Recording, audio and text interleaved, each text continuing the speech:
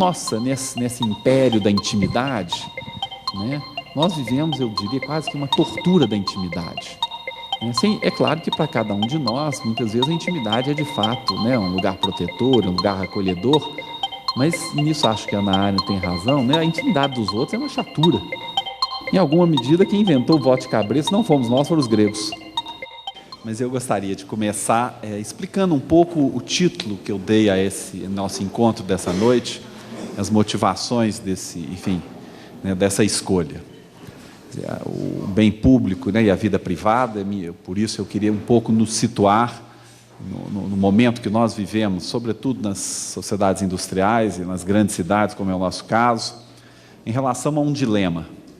Né, o dilema, de um lado, da ação política, né, do desejo, de fazer alguma coisa, vamos dizer assim, né, em relação à nossa cidade, ao nosso país, enfim, ao meio no qual nós vivemos, e do outro lado, essa tendência, e eu diria quase essa tentação que nós todos temos, né, de nos refugiarmos dentro de casa.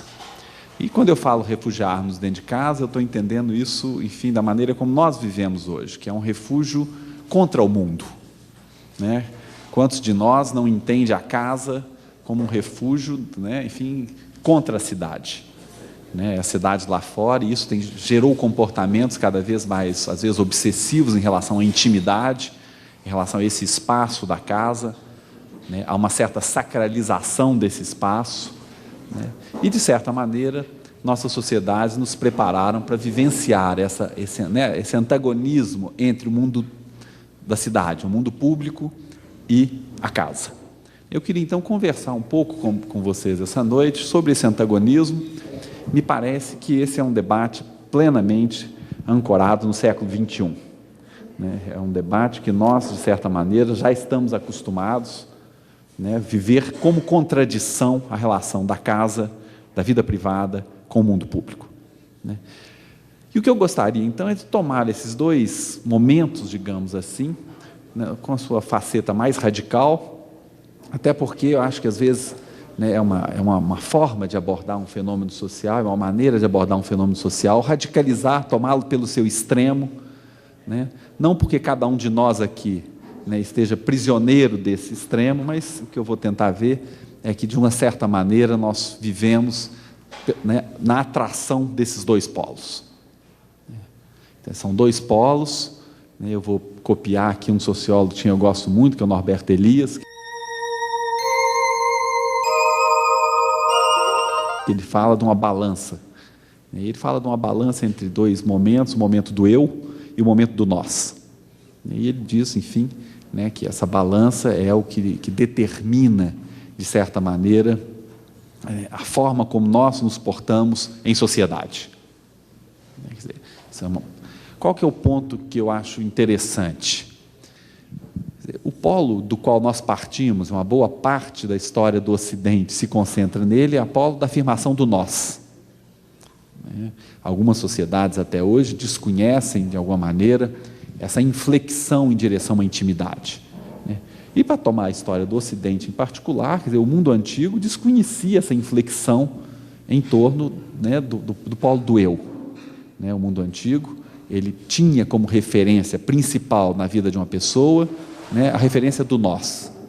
A referência do nós, para tomar o exemplo mais clássico, mais, enfim, tradicional da Grécia Antiga, de Roma, o polo da cidade. Quer dizer, o que nós estamos, quando eu estou falando de uma balança do quê? Né? Balança de constituição da identidade. Uma boa parte da nossa história nos levou a responder essa pergunta do quem sou eu, ou seja, a pergunta sobre a nossa identidade, em primeiro lugar, nos referindo à cidade. Eu sou ateniense, eu sou brasileiro, enfim, essa é uma tendência, e nós sabemos que é uma tendência que serve muitas vezes até mesmo para nos livrar de um certo incômodo existencial. A resposta a partir do polo nós, muitas das vezes é uma resposta que permite, digamos assim, que nós saiamos do dilema, né, mais íntimo, mais pessoal, para nos refugiarmos no polo do nós. Qual que é o problema com esse polo?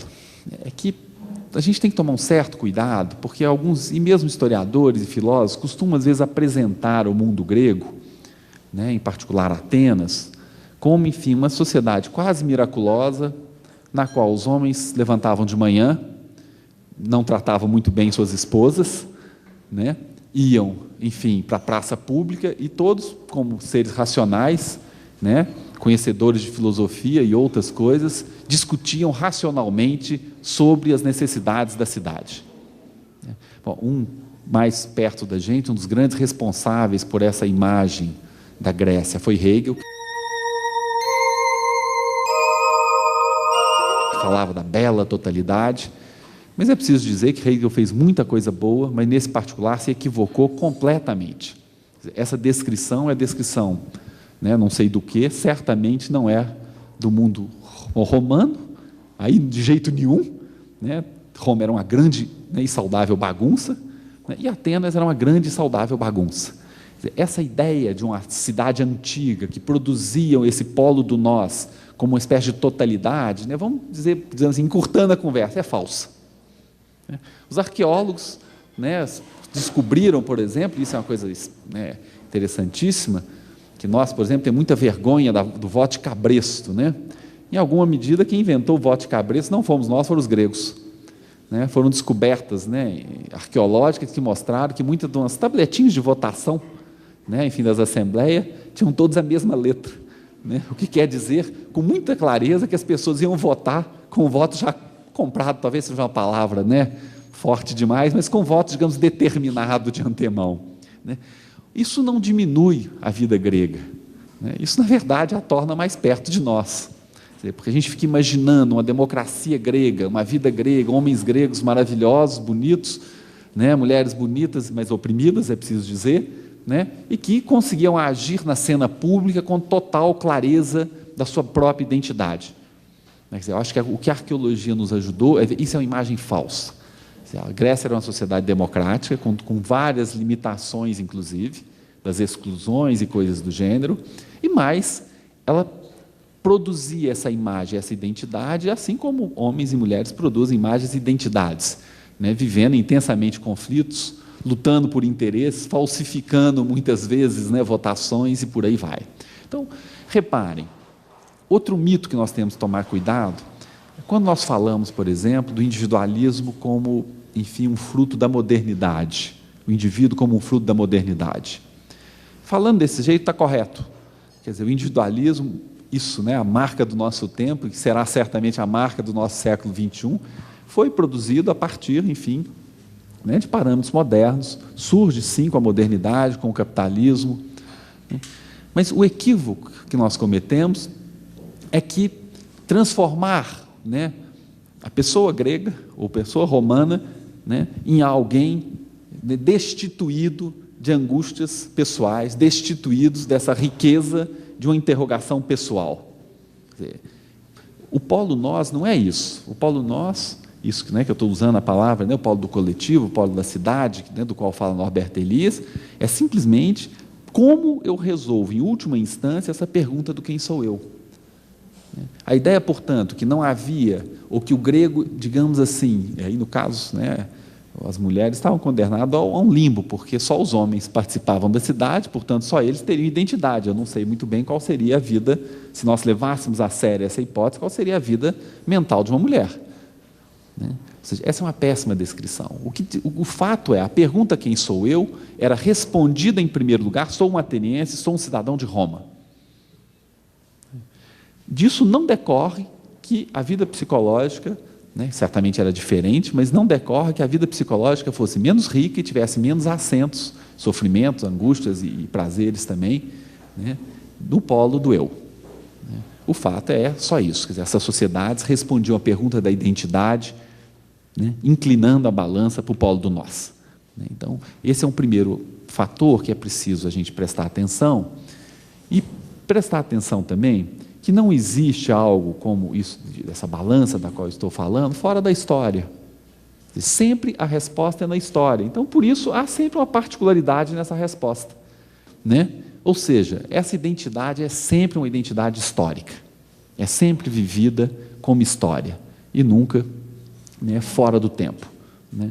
Por daí que a nostalgia do polo nós não nos ajudará no século XXI, né? Nos ajudará em nada a nostalgia, né, digamos, da bela totalidade. Nós podemos gostar, enfim, né, da filosofia grega, podemos amar os filósofos gregos, né? Nesse particular, a nossa identidade nos será conferida e será produzida pela nossa presença, necessariamente, né, no século XXI, num país chamado Brasil, com todas as suas peculiaridades, né?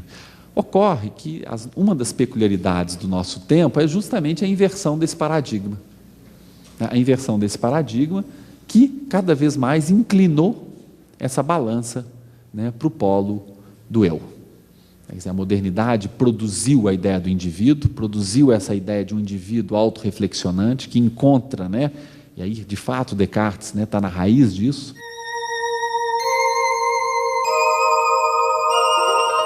Essa ideia de que eu encontro um fundamento para o meu conhecimento, no caso em Descartes, mas em mim mesmo, né, que eu posso, né, dizer a mim mesmo que eu existo porque, enfim, eu né, mergulho em mim mesmo e encontro essa resposta. E nós acreditamos que eu posso virar essa balança, né, fazer pender essa balança e simplesmente tratar, né, do polo do nós como um polo objetivo, sim, mas que não me diz respeito. É que nosso olhar vai aos poucos parando de pousar no outro. O outro vai desaparecendo como algo que constitui a minha identidade, como algo que me permite, de fato, estar no mundo.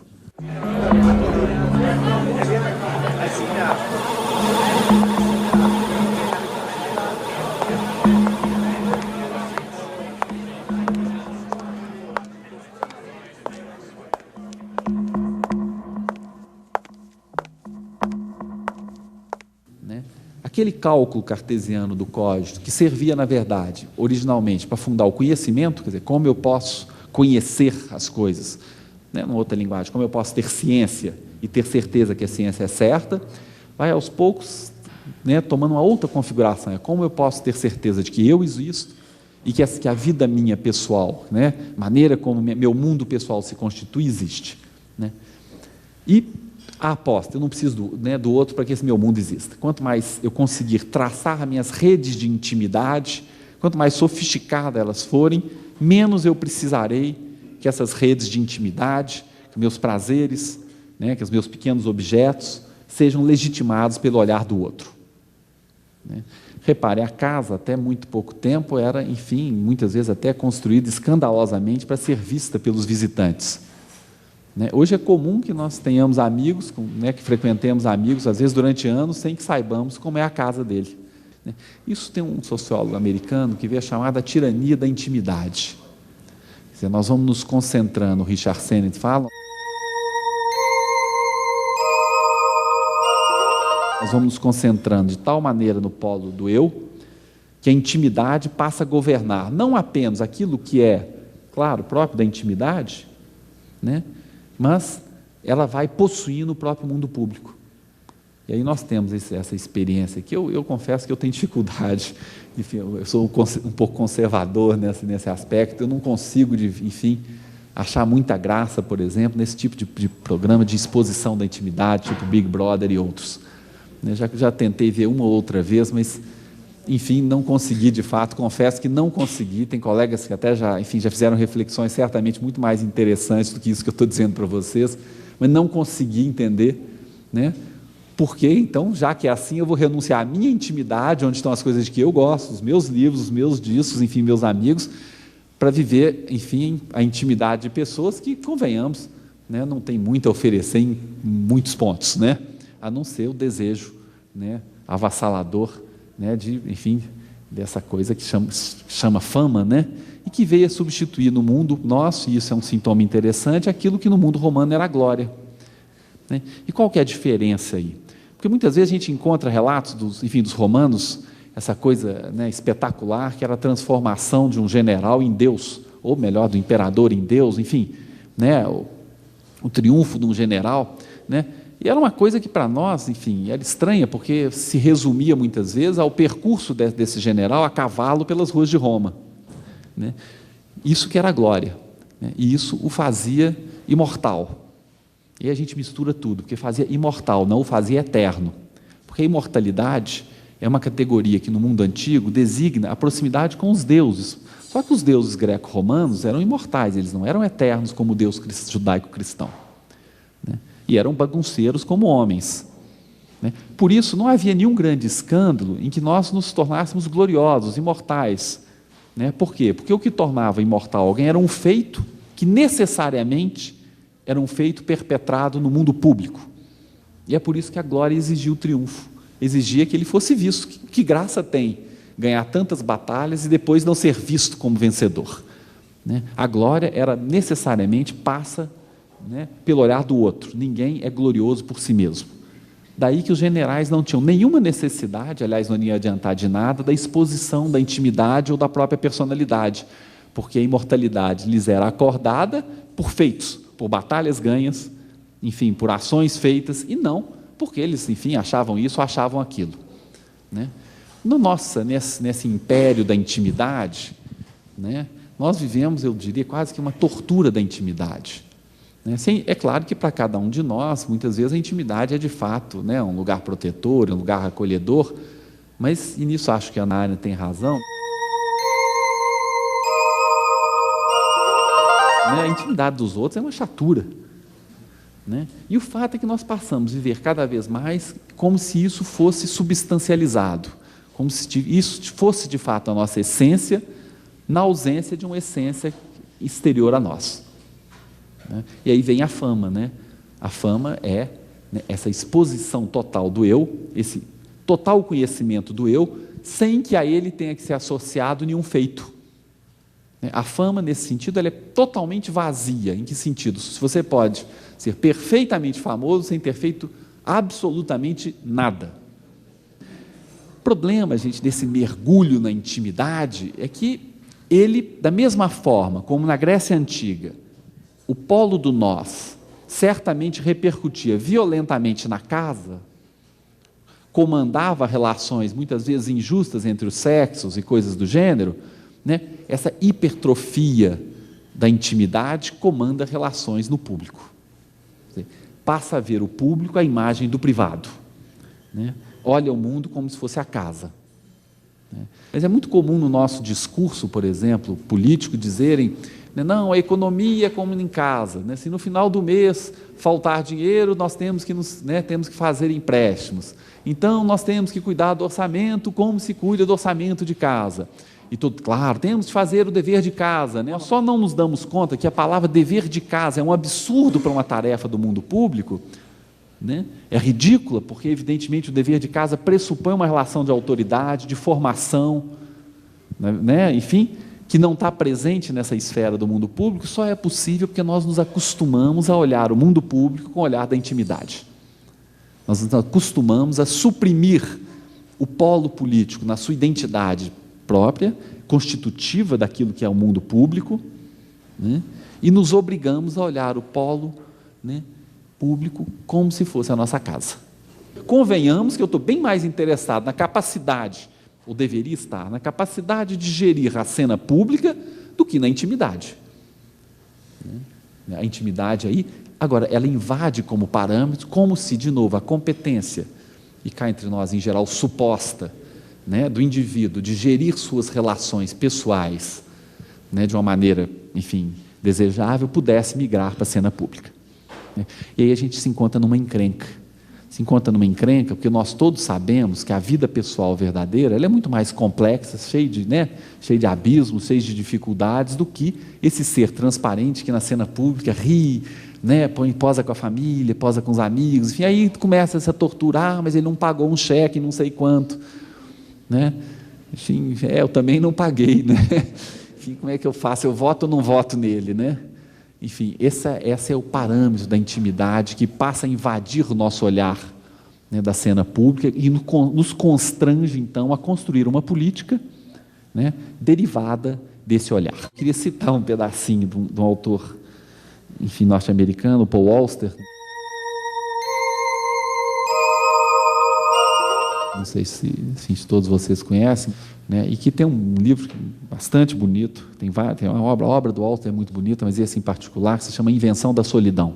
em que o narrador diz o seguinte: a atualidade na qual ele se encontrava, ele tinha a impressão de observá-la de um ponto de vista que se situava no futuro. E o presente passado parecia tão ultrapassado que mesmo as atrocidades do dia, que normalmente o teriam indignado, lhe pareciam distantes, como se essa voz sobre as ondas tivesse lido a crônica de uma civilização perdida. Mais tarde, em um momento de maior lucidez, ele chamaria essa sensação de nostalgia do presente. Eu escolhi esse trecho, que eu acho que ele é muito, muito lúcido, né, na verdade, da situação que nós vivemos. Quer dizer, essa ideia de que você transmite um mundo, você até compactua, vê nesse mundo do Jornal das 8, e aproveita para comprar fechaduras mais eficientes para evitar que o mundo da televisão pule para fora. O importante é que o home theater seja bom, e que também as trancas da porta sejam melhores ainda, porque certamente eu não quero que aquele mundo me pertença. Então, qual que é a minha estratégia em geral? A estratégia que nós conhecemos nas grandes cidades: condomínios fechados, guetos invertidos. Nós passamos a achar normal que no mundo público nós possamos nos proteger, como se nós não tivéssemos nada a ver com isso, num mundo que nós vamos construindo, e no caso do narrador aqui do Paul Auster, com grande sofisticação, daquilo que está fora de nós. Nós aprendemos então a viver na lógica do gueto às avessas.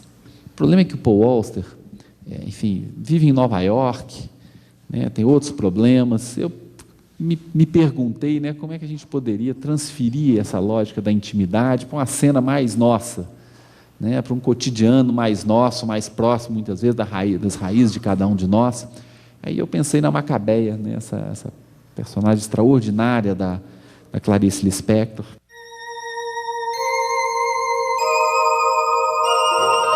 que, na hora da estrela, vivencia um roteiro, na cidade grande.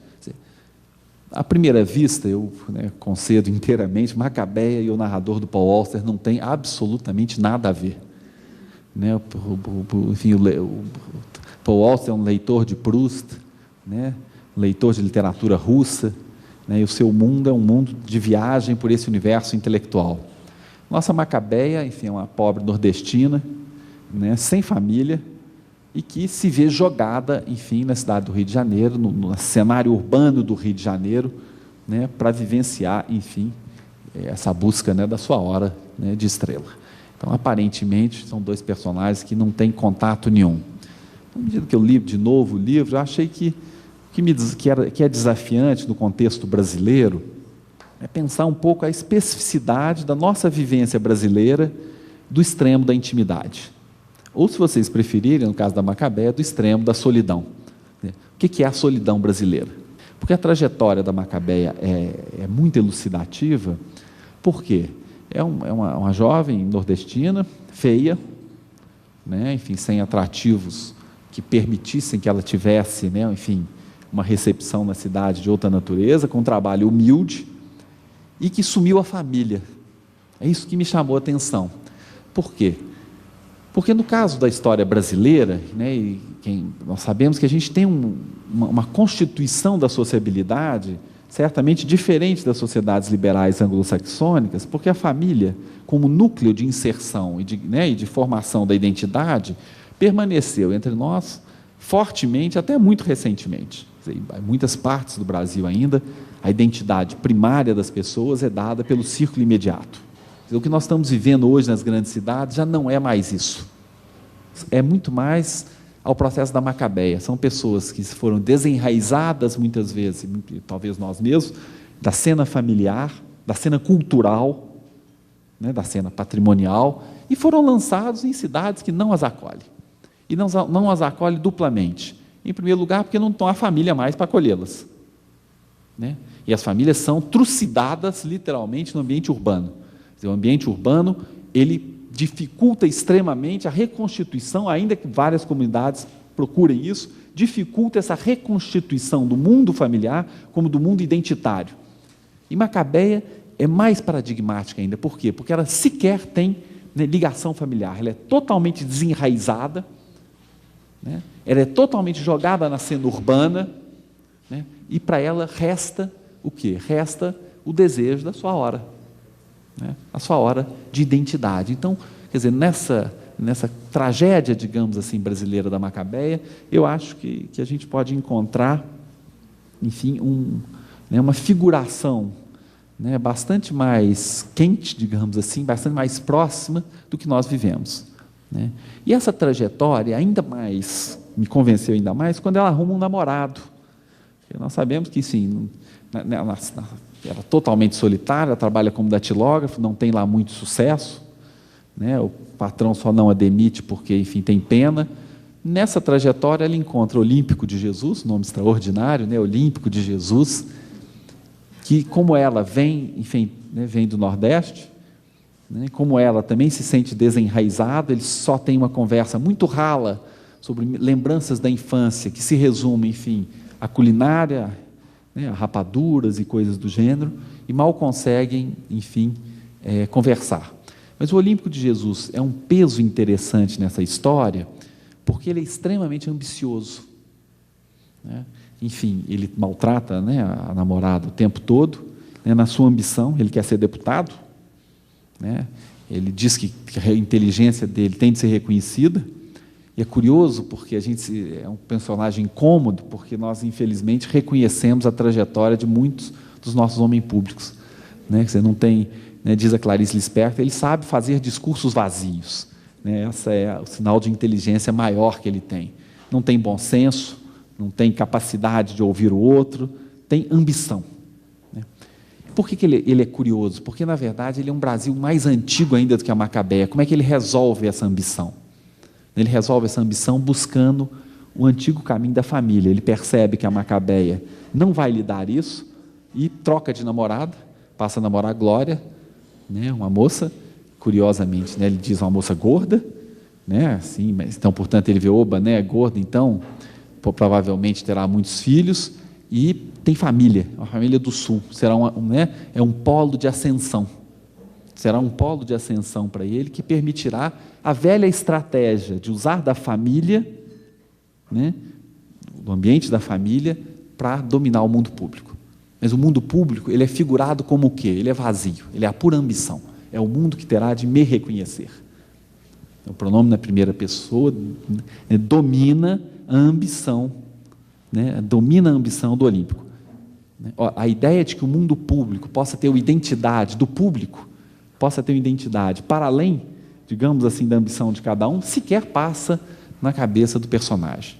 Eu acho que o personagem, pelo menos a mim, me incomoda muito, exatamente porque eu me vejo muito refletido enquanto brasileiro nesse personagem. É impossível não reconhecer nesse personagem uma parte da constituição da nossa relação com a política, a relação da individualidade estrita do eu com o mundo público, quer dizer, um mundo público vazio, o mundo público do Olímpico é vazio.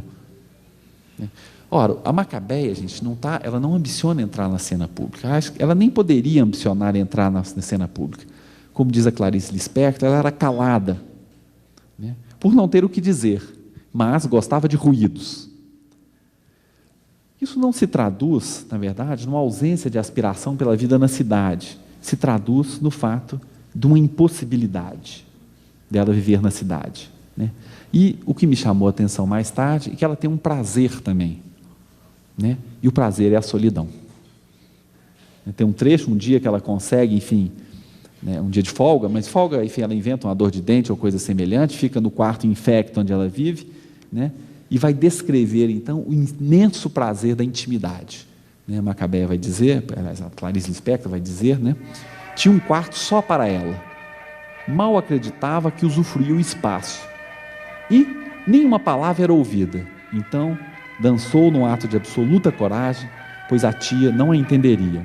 Dançava e rodopiava, porque ao estar sozinha se tornava livre. E a Clarice Lispector separa letra por letra, né, do livro. Usufruía de tudo, da arduamente conseguida solidão, do rádio de pilha tocando o mais alto possível, da vastidão do quarto sem as Marias. Então, a identidade de Macabeia, por incrível que pareça, ela encontra o prazer, encontra a liberdade, né? Clarice Lispector sublinha a liberdade, do mesmo jeito né, no tecido urbano que o sofisticado narrador do Paul Auster. A liberdade vem da solidão. Para terminar com a Macabeia, enfim, eu gostaria de ficar mais com ela, com vocês, mas o que eu queria retirar disso é que essa hipertrofia da intimidade destrói, na verdade, né, o mundo público.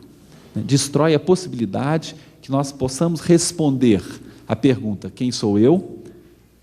Né, e que possamos, então, no tema que eu escolhi, sequer visar bem público. Não há bem público algum, né? O mundo se esfacela em particularidades. A minha vida é tentar reconstruir na intimidade um jeito de lidar, né, com a fragmentação total do mundo.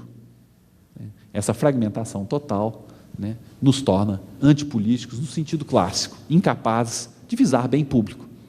E é por isso que cada um de nós pertence à cena pública dizendo sempre eu. Ora, né, até prova em contrário, a somatória dos desejos de cada um de nós dificilmente produzirá bem público. Bem público, no fundo, é uma coisa simples. É aquilo que nós conseguimos olhar e dizer que é um bem para todos.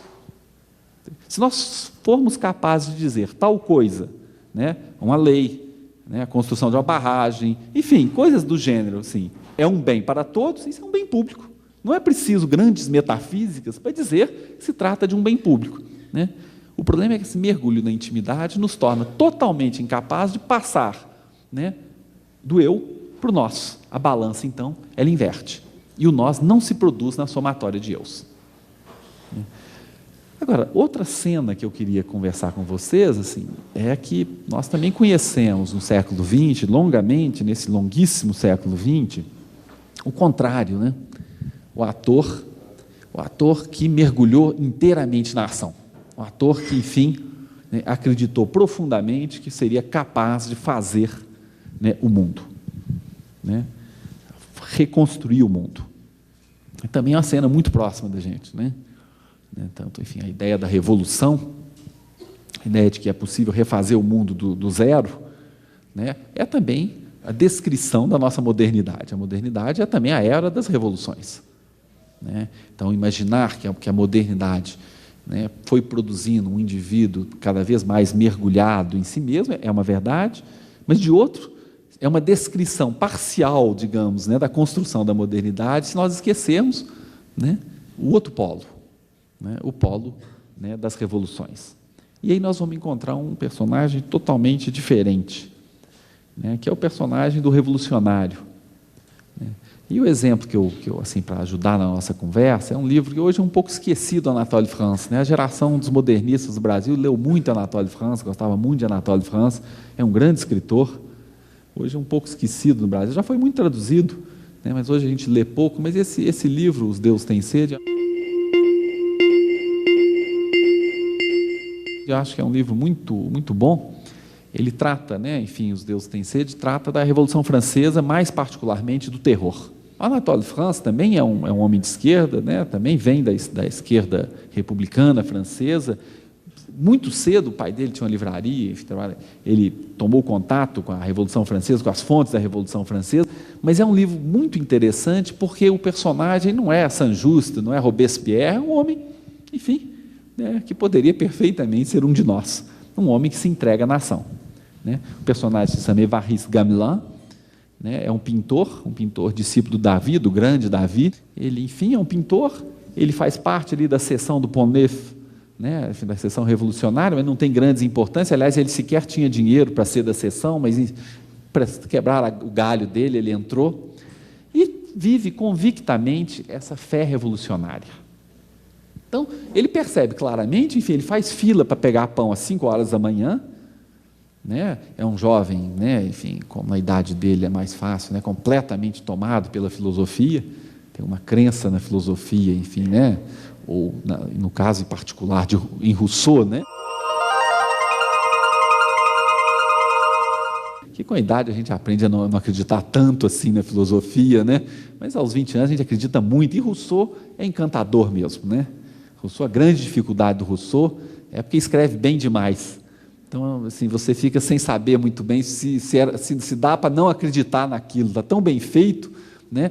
E foi esse o impacto de Rousseau. Quer dizer, Rousseau tem uma recepção romântica, vamos dizer assim, durante a Revolução, que provavelmente não coincidia muito com o temperamento complexo, para dizer o mínimo, do escritor. Mas Rousseau, lido, quem aqui leu Rousseau sabe, é um pensador, enfim, terrivelmente encantador. Primeiro que escreve maravilhosamente bem. Rousseau é assim, você lê, entende tudo e não tem que voltar. Quer dizer, entende tudo, evidentemente, há um elemento de sedução voluntária em Rousseau que provoca esse efeito. E Gamelin, esse jovem bonito, é preciso acrescentar, é importante na história, é um jovem bonito, sedutor, mas tímido, enfim, arruma uma namorada, mas todo reservado, vive nesse universo rousseauista da crença revolucionária. Mas, num primeiro momento, essa crença ela tem esse elemento do bom senso. Em que sentido? Ele sabe, antes de mais nada, que se a revolução andar para trás, ele, socialmente, voltará a uma posição inequivocamente inferior. Então, a fé, eu estou usando a palavra fé aqui, propositalmente, a fé do Gamelin é respingada e temperada por esse bom senso de uma leitura correta da sua posição na sociedade. Nesse momento ele é, enfim, esse discípulo encantador de Davi e de Rousseau. Quer dizer, então essa é uma cena, gente, com a qual a gente também se identifica. Agora, eu queria explorar com vocês o segundo momento dessa cena. A percepção da realidade vai desaparecendo em torno do quê? Da universalização dos valores. Gamelin, que era membro simplesmente de uma seção política, aliás, decadente, vai ser tragado para a máquina do terror, para o interior da máquina do terror, em que todas as categorias com as quais ele olhava o mundo serão tornadas categorias universais. E aí a gente encontra esse paradigma da ação política que foi o jacobinismo. A fase do terror na França vai coincidir com a construção desse grande paradigma da relação do eu com o nós, que é o paradigma jacobino. Ele, que era grande admirador do Marat, porque defendia o bem público, justamente, passará então, será tocado pela figura do Robespierre.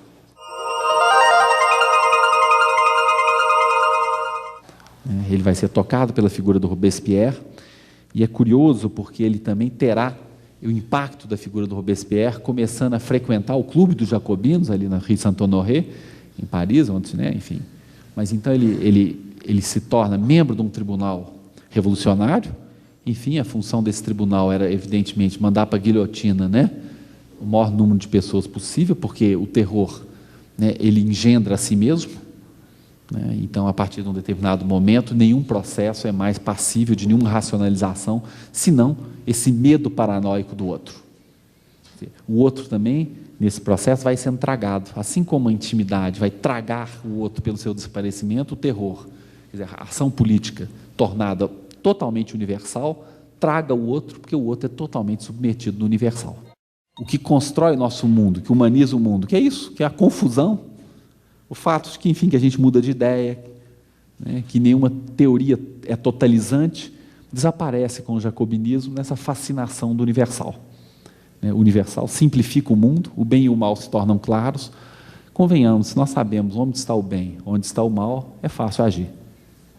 Se toda vez que nós fôssemos confrontados a um dilema, seja ele moral, seja ele político, soubéssemos onde está o bem, onde está o mal, tivéssemos essa íntima convicção, a vida política seria, num certo sentido, muito simples. É isso que eu acho que o Anatole France conseguiu captar tão bem, que é justamente a vida se simplifica.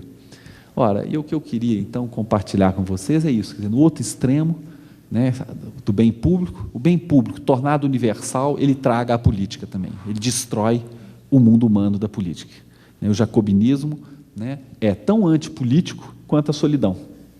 Porque, como no caso da solidão, eu não preciso do outro. E eu acho que Robespierre, pelo menos a mim, enfim, é uma figura que fascina, porque nós não podemos esquecer que a armadilha do Robespierre é que, enfim, depois foi traduzido como um monstro, essas coisas todas, nem Saint-Just,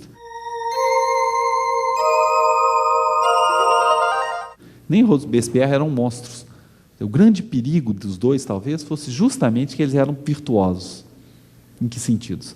É que, de fato, eles acreditavam que eram capazes de fazer o bem público. que eram de fato capazes de dizer do bem público, né? E não que fossem monstros. Evidentemente, enquanto atores, foram totalmente monstruosos. A fase do terror é totalmente monstruosa, assim como né, a repetição do terror que nós assistimos ao longo do século XX, né? Mas o que é mais, digamos assim, que para a nossa conversa, que mais me espanta e que eu acho, do fundo, que mais me dá medo, é o fato de que Robespierre, como Saint-Just, eram homens, do ponto de vista das intenções, do sentido de querer fazer o bem público, eram homens que de fato acreditavam nisso. Ora, né, também eles são atores que destroem o mundo público, né? Destroem o mundo público, e talvez é isso que é né, eu terminar a minha fala, eu acho que talvez que a gente pudesse imaginar que o mundo público, né, para ser reconstituído nesse nosso século, né, ele terá de ser o espelho de uma complexidade, né, de uma pluralidade, que não aceita ser aprisionado nem nas tiranias da intimidade e nem nas tiranias do universal, né? Provavelmente o mundo público é menos charmoso, menos, enfim, poderoso, mas, né, espero eu, mais humano, se nós conseguirmos traduzi-lo, né, na complexidade das nossas relações e nas dificuldades que nós temos, sim, de olhar o outro, né, que é o paradigma, né, a meu ver, necessário olhar o outro da construção de um espaço público. E aí talvez a gente possa falar de uma maneira melhor, de uma balança, que não vai se equilibrar, né, não vai parar, não é bom que pare, mas que também, né, não vai pender nem para o nosso, né, o peso, e nem, né, para o eu, que são as duas únicas maneiras que eu conheço de estabilizar uma balança, né, de armazém, como a gente conhecia nas cidades do interior do Brasil. Você falou em Norbert Elias, né, a balança de poder, e ele estudou em pequenos detalhes o processo civilizador, né? Você não acha que, por tudo isso que a gente está vivendo, principalmente no mundo urbano, a gente está num processo descivilizador? Eu quase que eu diria, infelizmente, porque uma das coisas com a qual não concordo no Norbert Elias, que o Norbert Elias, que é um pensador extraordinário, um sociólogo extraordinário, mas ele tem ainda uma confiança no progresso que eu, infelizmente, não consigo compartilhar. Pelo menos não é dizer que nós não melhoramos, isso seria irracional. Mas Norbert Elias ainda tem essa confiança que, de fato, os processos sociais podem ser entendidos pela lógica do progresso. Eu penso que, de fato, nós podemos dizer que há progresso, basta ver a situação das mulheres, então, há progresso, sim, nos mecanismos sociais, mas aí que eu infelizmente, concordo com você. Mas o progresso, ele não existe na mão única, há também regressão, né? Há, por exemplo, né, um fenômeno que o Sêneca estuda tanto quanto ele, há incivilidades, né? A gente perde civilidade. Ele falava muito em nível de consciência, e isso nós não alcançamos, né? Uma mudança de nível de consciência. Ou se alcançamos, como você disse muito bem no começo, também regredimos, né? Nós, por exemplo, na questão da etiqueta, que aliás o Renato Giannini estuda muito bem, foi um pioneiro nesse estudo no Brasil, nós passamos a ver a etiqueta, num determinado momento, como algo justamente que é contrário à espontaneidade, como algo que diz mal da pessoa. Uma pessoa que, enfim, segue etiquetas, a gente tende, principalmente no Brasil, a gente tende a achar que, enfim, é uma pessoa difícil de conviver. E eu acho que o Renato, na esteira, inclusive, dos estudos do Norbert Elias, mostrou muito bem que é justamente o contrário. Quer dizer, a etiqueta, na maior parte das vezes, ela facilita com que nós possamos conviver com civilidade, como se lembrou, né, com as pessoas em geral, sem que nós exijamos dos outros um excesso de, enfim, né, de cortesia e de amizade, que não é normal que a gente tenha no ambiente, e, ao mesmo tempo, não sejamos agressivos. Porque no Brasil a gente sabe que a intimidade, né, rapidamente dá, né, ela dá uma passagem para a violência. Na medida que você demanda do outro algo mais do que a cortesia, do que a etiqueta, do que as regras, né, a maior parte das vezes nós não vamos obter, né? Então, rapidamente, o código da não etiqueta é o código da violência e não da civilidade. E o Richard Sennett mostra que o código da intimidade, ele degrada a civilidade, não eleva. Então, por isso que, infelizmente, nesse sentido, né, nós regredimos. O código de civilidade pode ser chato, pode ser, mas nos protege também, permite que a balança do eu-nós seja mais equilibrada do que do mundo totalmente sem regras, sem etiquetas, porque aí a balança faz assim, de novo. Ora, a etiqueta nos ajuda justamente a diminuir essa tensão. E a civilidade é justamente para diminuir essa tensão. Isso que o Richardson trabalha muito bem. E no caso brasileiro, aí nós somos... porque eu não gosto, mas de jeito nenhum, dessa ideia da leitura do Brasil pelo paradigma do atraso ou da falta. Eu acho que, enfim, não há... obviamente, o paradigma comparativo é outra coisa, né? Mas, nesse sentido, nós estamos na frente. Quer dizer, essa incivilidade ou a informalidade que veio a ser a tônica em outras sociedades, nós realizamos o seu extremo enquanto sociedade muito antes. Então, nós somos vanguarda nisso. Então, acho que cada sociedade, essa é uma lição boa, cada sociedade tem que ser lida por aquilo que ela é, né? Pelas suas particularidades e a força do Norbert Elias, aí que eu acho interesse. Nós temos que ser capazes de apreender nossas particularidades até para apreender as nossas eventuais universalidades, aquilo que nós compartilhamos com os outros. Então, em muitos setores nós somos vanguardas, infelizmente, às vezes, da incivilidade. Não só, tem coisas muito boas, evidentemente, mas isso, por exemplo, nós antecipamos uma sociedade sem etiqueta. Professor Newton, o senhor diz o seguinte: o individualismo será certamente a marca do século XXI. Com tantos movimentos sociais, no sentido de envolver a comunidade, para ter uma postura mais cidadã, quer dizer, olhar mais o outro, como fica essa afirmação? Olha, eu acho que justamente se eu partir da ideia da balança, por isso, quer dizer, eu acho que eu não espero e não acho que a marca do século XXI, eu mais espero do que acho, para dizer a verdade, porque, enfim, eu desconfio muito de previsões no campo das ciências sociais, da filosofia, mas eu mais espero que essa balança não vá pender, né, para um dos lados de maneira conclusiva. Agora, ao mesmo tempo, eu acho que se nós não levarmos em conta, quer dizer, que essa ideia do indivíduo, da construção do indivíduo como mônada, né, portanto, como autorreferente, é uma marca do nosso tempo, nós corremos o risco justamente de virarmos gamelã, quer dizer, a ação política ser totalizada. Você acha que não tem como, nós não vamos abrir mão, e aí, né, o senhor lembrou muito bem, nós não vamos abrir mão disso, até por uma razão muito simples, nós não temos, enquanto sociedade, enquanto tempo, enquanto cultura, o que colocar no lugar. Se eu tentar simplesmente desconhecer essa minha necessidade de construção da minha personalidade, do meu eu, enquanto indivíduo, eu não tenho o que colocar no lugar. E se eu não tenho o que eu colocar no lugar, eu coloco Robespierre. Eu terei que encontrar o outro polo.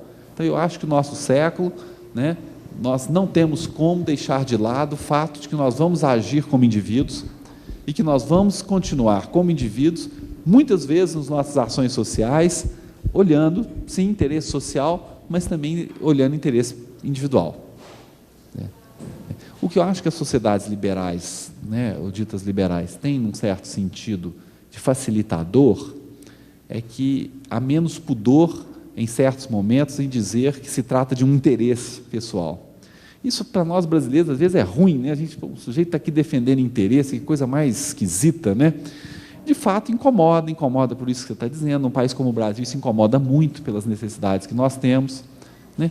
Mas tem um fator aí interessante, porque, digamos que quando a pessoa nomeia o interesse, permite que eu trate o interesse como interesse, né? Portanto, que eu negocie, que eu diga, olha, você está querendo receber tanto por tal trabalho, não vale, eu te pago tanto. O grande problema é que numa sociedade como a nossa, e eu acho que o interesse é constituidor, né, enfim, da relação do homem com o mundo, né, de qualquer maneira, muitas vezes a gente mascara o interesse. O interesse mascarado, ele é socialmente muito mais difícil de lidar do que o interesse explícito como interesse, né? E a gente não pode esquecer, gente, que Cícero,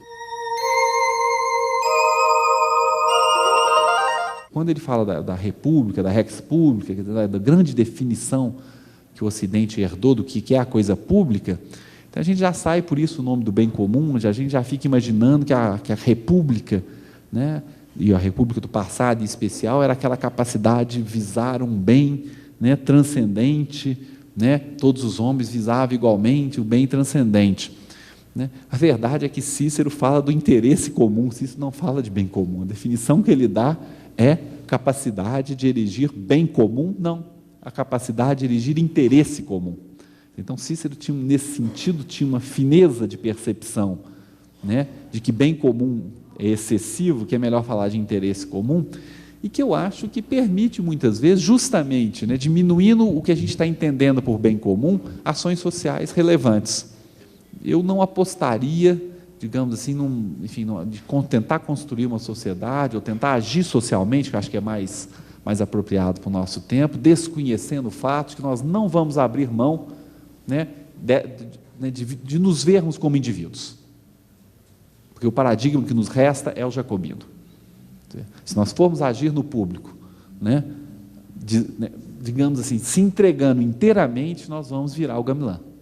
Nós vamos perder a ideia de que há interesses também, há individualidades que a gente quer preservar. Há um lar que a gente quer chegar em casa de noite, não tem nada de errado nisso.